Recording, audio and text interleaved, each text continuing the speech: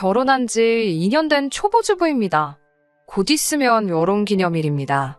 오늘은 제 이야기를 좀 해보려고요. 제가 왜 축복해야 할 결혼기념일을 앞두고 이혼을 하게 되었는지에 대해서 말입니다.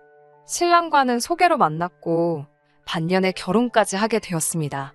서로 홍기가 차있던지라 후다닥 식을 올리고 말았네요. 연애로 만나는 동안 참 선한 사람이었고 결혼을 결정할 만큼 아무런 문제가 없게 보였습니다.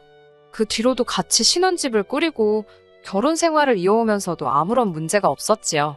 배려심 강하고 성실하기까지 해서 회사에서도 인정받는 사람이던 남편은 누가 봐도 1등 신랑감의 모습에 한없이 가까운 사람이었죠. 이렇게 인간미가 떨어지는 사람일 거라고는 상상도 할 수가 없었어요. 아니, 몰랐다고 하는 게 더 맞을 것 같아요. 신랑을 포함한 시댁 식구들의 진짜 모습을 결혼하기 전에 알았다면 하는 후회가 드네요. 저에게는 안 좋은 기억입니다. 작년 10월경 해외로 유학을 가 공부를 하고 있던 남동생이 교통사고로 세상을 떠나면서 생기게 된 일이거든요.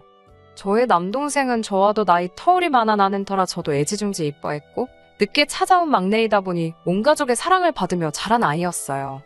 곱게 자라서 그런가 제 동생은 원래 못 말릴 정도로 사고뭉치였어요.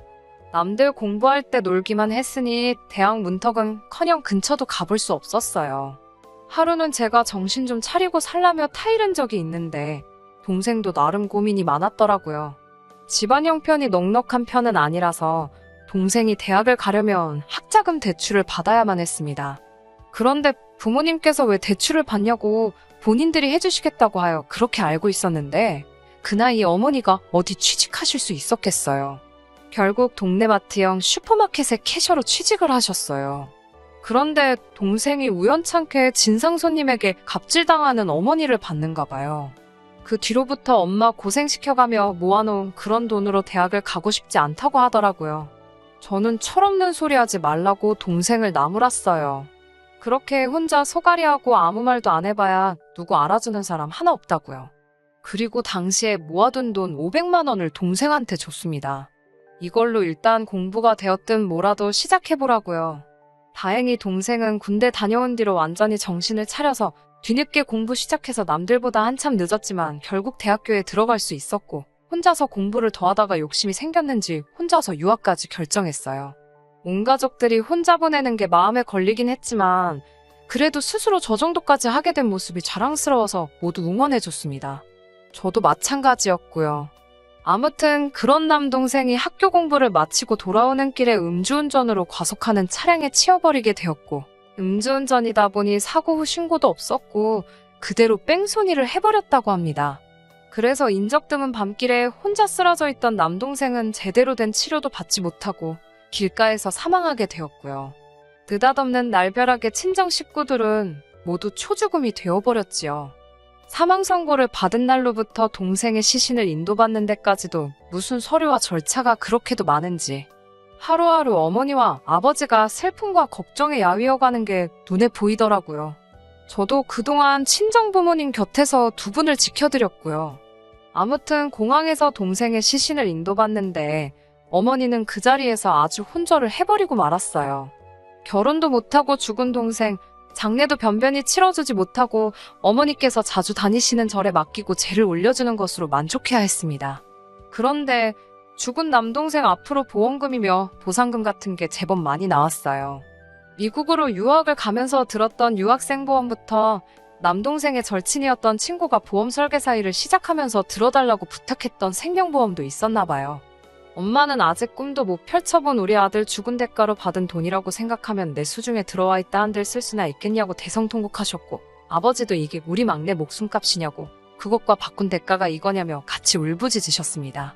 저도 저지만 동생 갓난쟁이 시절부터 업어 키우던 우리 큰언니도 자기 자식이 죽은 것만 같다고 펑펑 울고 당장 미국에 따라가서 음주운전한 사람 찾아내서 죽여버리고 자기도 죽겠다고 소리를 빽빽 지르고 아주 난리도 아니었습니다. 유학 떠나기 전에 저희 집에 찾아와서는 자기가 방황하던 때 바로잡아준 저에게 항상 고마움을 느끼고 있다고 자기가 꼭 성공하는 모습 보여주고 싶다고 말하고 귀국할 때마다 우리 아이가 좋아하는 장난감 하나씩 사올 테니 필요한 거 말하라고 하던 모습이 눈에 선해서 저도 눈물밖에 흐르지 않더라고요. 그리고 지난달 중순쯤에 친정엄마가 부르셔서 신랑과 함께 다녀왔습니다. 두 분이서 심각한 표정으로 앉아 계시고 큰언니네 부부까지 도착하자 아버지께서 품에서 통장을 꺼내시면서 이게 막내 보험금이랑 보상금 받은 거라고 하시며 이걸 어떻게 했으면 좋겠냐고 저희들 의견을 듣고 싶어서 불렀다고 하시더라고요. 원한다면 얼마씩 나눠준다고 하시면서요. 큰언니가 먼저 자식들 의견이 뭐가 중요하냐고 친정부모님께 소리를 질렀어요. 가슴 아프고 피눈물 나는 돈이지만 어쨌든 그건 부모님 앞으로 나온 돈 아니겠냐고요. 동생 목숨값이라고 생각하지 마시고 두 분이 원하시는 대로 쓰라고 하더라고요. 저도 언니와 같은 의견이었어요. 아버지, 어머니 원하시는 대로 하란 말씀드렸어요. 저나 언니나 그 돈에서 단돈 10,000원 한 장 건드리고 싶은 마음이 없었습니다. 그리고 우리 집으로 돌아온 그날 저녁, 신랑이 저에게 먼저 입을 열었어요. 저보고 큰언니가 연기력이 대단하다고요.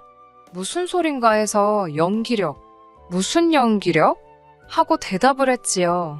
그랬더니 온 가족들 앞에서 그 돈에 욕심 없다고 말한 거 있잖아. 나 완전 소름 돋았다니까? 그래도 자기가 거기서 곧바로 자기도 관심 없다고 해줘서 다행이었어. 라고 말하더라고요. 저는 제 귀를 의심하지 않을 수가 없었어요. 남편 말은 저랑 언니가 부모님 앞에서 그 돈에 관심이 없다고 한 게 거짓말이라고 하는 거잖아요. 그래서 그게 무슨 말도 안 되는 소리냐고. 언니나 나나 거짓말한 거 아니고 진짜로 그런 거다. 동생 목숨값인데 탐나지도 않고 그 돈은 부모님 앞으로 들어온 돈이지 우리가 어떻게 할 생각은 추호도 없다고 말해줬습니다. 그러자 남편이 노발대발하면서 왜 그 돈에 관심이 없냐고 말하면서 그렇게 청렴하고 욕심 없는 척 하다가는 그 돈 너네 누나한테 다 빼앗기게 생겼다며 정신 똑바로 차리고 받을 수 있는 건 받아내자고 하더라고요. 저는 그 돈에 말한 것처럼 10원 한 장 미련 없었어요.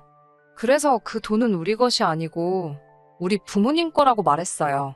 남편은 저보고 어휴 답답하다 하면서 아무튼 더 늦기 전에 장인어른께 잘 말씀드려서 받아낼 준비를 하고 있으라고 하면서 방문을 닫고 들어갔어요. 언니한테 선수 뺏기지 않게 눈치 잘 봐가면서 하라고 지시하면서요. 기분이 엄청 나빴습니다. 여태껏 보여준 적 없는 남편의 모습에 사람이 다시 보이기까지 했고요. 아무튼 그 일로 다툰 건 아니지만 저의 입장을 정확하게 이야기해줬으니 남편이 시키는 대로 할 생각이 없다는 뜻을 충분히 전한 걸로 생각해서 별다른 말은 않고 있었어요. 그런데 하루는 남편이 같이 가볼 데가 있다면서 저를 데리고 나가더라고요. 그 자리에는 시어머니와 신우가 있었어요. 보통 시댁 식구들 만나면 저한테 미리 이야기해주던 남편이 시어머니 만난다는 걸 속이고 데려온 것도 그때가 처음이었습니다.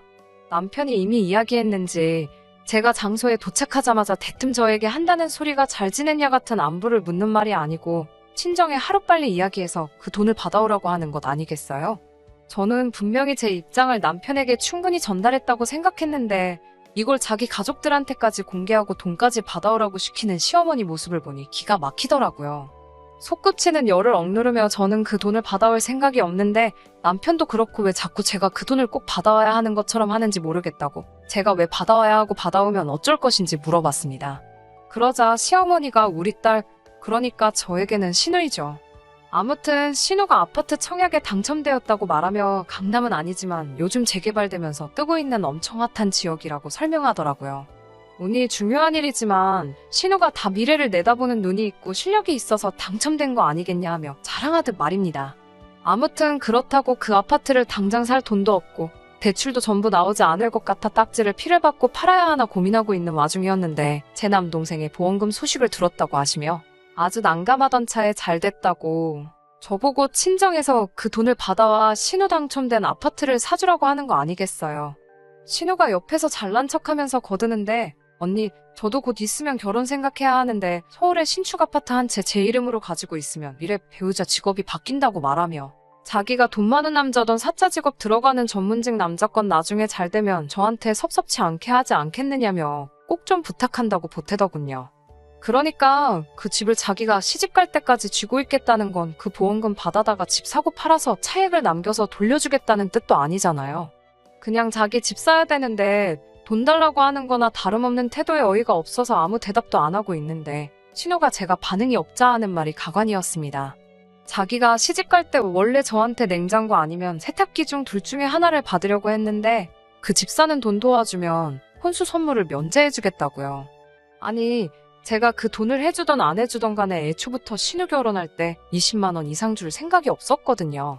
왜냐하면 신우가 저희 결혼할 때 백수가 돈이 어딨냐고 3만 원만 냈는데 아직 하지도 않은 결혼에 딱 봐도 상대도 없어 보이는데 뭐 의사니 변호사니 나대는 것도 우습고 저희가 어떤 혼수를 해줘야 되니 정해놓고 있는 게 참 어이가 없더라고요. 그래서 저도 혼수는 제가 번 돈으로 했고 신우도 자기가 벌은 걸로 직접 해야 하는 거 아니냐고 그걸 왜 제가 해주고 면제해주고를 다 아가씨 맘대로 정하냐고 따졌더니 시어머니가 옆에서 거드시더라고요. 그 보험금 받으면 돈도 많을 텐데 그거 해주는 게 아깝냐면서 여유 있는 사람이 도와주고 도움받은 사람은 앉아서 큰돈 벌고 서로 윈윈하는 거 아니겠냐며 돕고 살을 수 있기 때문에 가족인 게 아니냐 하고 저를 가르치려고 하시더라고요. 말도 안 되는 소리를 듣고 있자니 이거 잘못했다가는 싫다고 하는 말만 하루 종일 반복하고 3명한테 둘러싸여서 저만 피곤할 것 같아서 3사람 앞에 딱 잘라 설명했습니다. 청약 당첨된 건 축하할 일이지만 친정에 돈 달라 소리할 생각도 없고 못한다고요. 그 돈은 피 같은 우리 막내 임종도 못 지켜주고 하루아침에 허망하게 보내버리고 받은 목숨값이라고요. 이토록 자세히 알고 계신 거 보니 이미 남편이 시댁 식구들한테 보험금의 존재를 말했다는 건 의심할 가치도 없는 일이었습니다. 너무 자세하게도 알고 계시더군요. 시어머니가 제 말을 듣고 말하기를 사돈 댁에서 제가 원하면 준다고 하지 않았느냐고 저 달라고 한마디만 하면 되는 게 뭐가 그리 어려워서 고집을 부리고 있냐고 하더라고요. 그래서 시어머니한테도 또박또박 정확하게 제 생각을 말했습니다.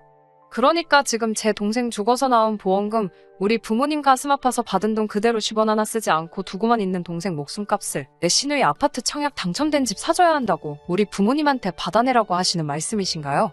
그거 안 주면 시누 시집 갈 때 냉장고랑 세탁기 해줘야 한다고. 그러니까 꼭 해달라고 설득을 해야 하나요? 그게 말이 된다고 생각하세요? 라고 따졌지요. 그랬더니 신우는 옆에서 냉장고랑 세탁기가 아니라 둘 중에 하나만 해달라는 거라고요 하면서 자기가 눈치 없고 멍청한 거를 꼭 티를 내고 있더라고요. 그러고서는 하는 말이 언니 돈이면 오빠 돈이기도 하지 않냐고 오빠가 동생 도와주는 게 당연한 거 아니냐는 소리를 하더라고요. 그 말에 제가 순간 이성을 잃고 제 눈앞에 보이는 물컵을 들어서 신우 얼굴에다가 뿌려버렸습니다. 내 동생 죽어서 받은 돈이 왜 이 사람 돈이냐고. 애초에 우리 부모님 앞으로 나온 돈이고 오빠가 동생 도와주는 게 당연한 거면 이제 흔적도 없는 동생이 남기고 간 돈을 누나인 내가 어떻게 받고 어떻게 쓰겠냐고 했죠. 물에 빠진 생쥐꼴이 된 신우는 잔뜩 쫄아서 아무 말도 못하고 있고 시어머니는 자기 딸이 물벼락을 맞으니 저에게 화는 내고 싶은데 또 저한테 화냈다가는 그 돈을 못 받을 거라고 생각했는지 씩씩거리면서 참는 게 전부 티가 나더라고요.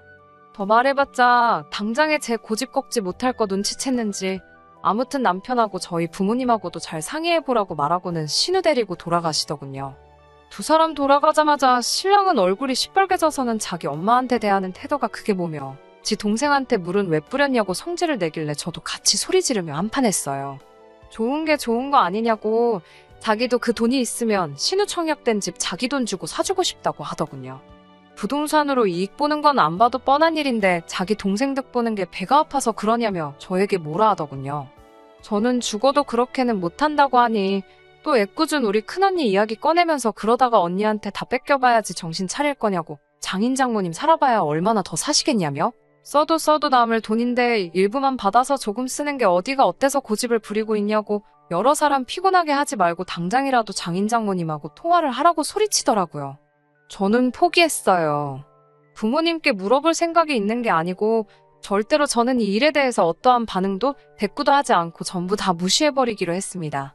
남편과 대화도 단절한 채 그렇게 지내고 있으니 시어머니가 다급해졌는지 매일같이 전화를 하시더라고요. 남편 안 보고 살 생각까지 했는데 시어머니 전화 무시하는 게 어려운 일이었을까요? 전혀 무섭지가 않았습니다. 그렇게 한 달 가까이 남편 없는 사람처럼 살고 신우 시어머니에게 걸려오는 전화 한 통을 받지를 않으니 시어머니가 신우 데리고 집까지 또 찾아오더라고요. 신우는 또 저한테 물 맞을까봐 무서웠는지 시어머니 뒤에 딱 달라붙어서 나오질 않고 있었고요. 두 사람이 뭐 자기들이 잘못 생각했다 사과하러 왔을 리는 만무하고 당연히 저한테 친정엔 물어봤느냐 하면서 돈 이야기 하러 오신 거였어요. 제가 왜 그러시느냐고 저는 벌써 싫다고 말씀드리지 않았냐고 하니 시어머니가 한마디 하셨습니다. 어른 말 우습게 아는 며느리 필요 없다고, 전 그렇게 하기 싫으면 이혼하라고요. 아이가 있으니 제가 그런 말 들으면 겁먹을 줄 알았나 봐요. 제가 먼저 꺼내기 전에 이혼하라 말씀하시니 아주 고맙기까지 하더라고요. 그래서 알겠다 말하고 그 길로 집으로 돌아갔습니다. 짐 싸고 있는데 시어머니가 문 열라고 현관문을 두드리더라고요. 저는 무시하고 제할을 했죠. 남편한테 물어봤는지 비밀번호 눌러서 집으로 들어오시는데 제가 짐 싸고 있는 모습을 보더니 화들짝 놀라시더니 짐을 왜 싸고 있느냐고 하시더라고요. 어머님이 이혼하라고 하셨잖아요. 제가 나가려고 했는데 남편을 내보낼까요? 어머님 편하신 대로 하세요.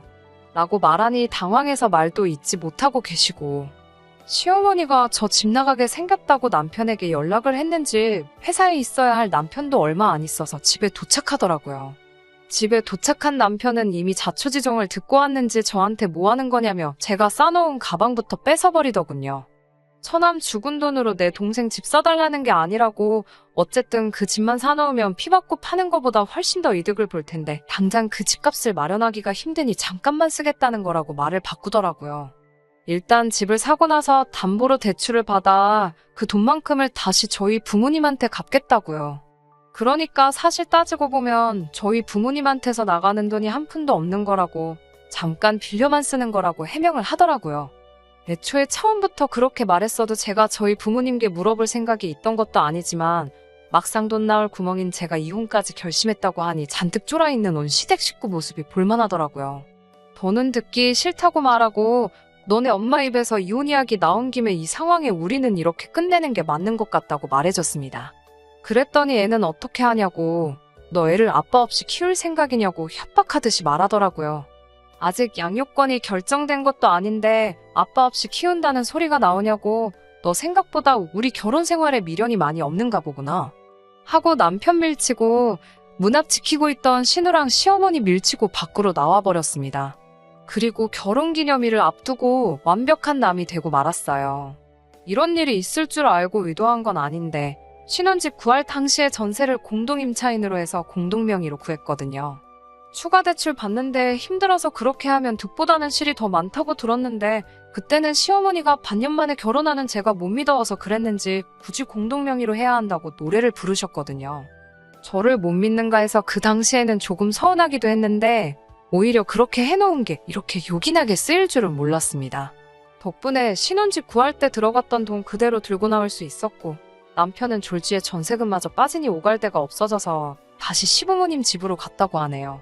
들려온 소식에 의하면 그래도 전세금이 빠지면서 목돈이 생겨 대출받고 소위들 말하는 연끌을 해서 신우가 당첨된 집을 샀다나 봐요. 차액으로 돈 좀 만질 생각을 하면서 말입니다. 그런데 그 아파트가 서울에 위치한 신축임에도 불구하고 미분양이 생겨서 시세 차익으로 재미도 못 보게 되었다는 뉴스 기사를 보게 되었을 때 속으로 얼마나 시원하던지 그 기분을 말로 설명하기가 힘드네요. 다행히 다시 저희 보호자가 된 부모님의 재산 상황과 아이를 곁에서 더 지켜줄 수 있는 전업주부였던 저였기 때문에 법원에서 양육권과 친권까지 제가 가질 수 있게 판결을 내려주었습니다. 제가 죽은 남동생의 대타가 될 순 없을 거예요. 그래도 한동안 힘드셨을 저희 부모님 곁을 제가 지키며 두 분 혼란스러웠던 마음을 제가 조금이나마 풀어줄 수 있다면 그만한 소원이 또 없을 것 같네요. 긴 이야기 들어주셔서 정말 감사합니다. 끝까지 들어주셔서 감사합니다. 오늘의 사연은 여기까지입니다. 구독과 좋아요, 알람 설정 부탁드리고 더 좋은 사연으로 다시 찾아뵙겠습니다. 감사합니다.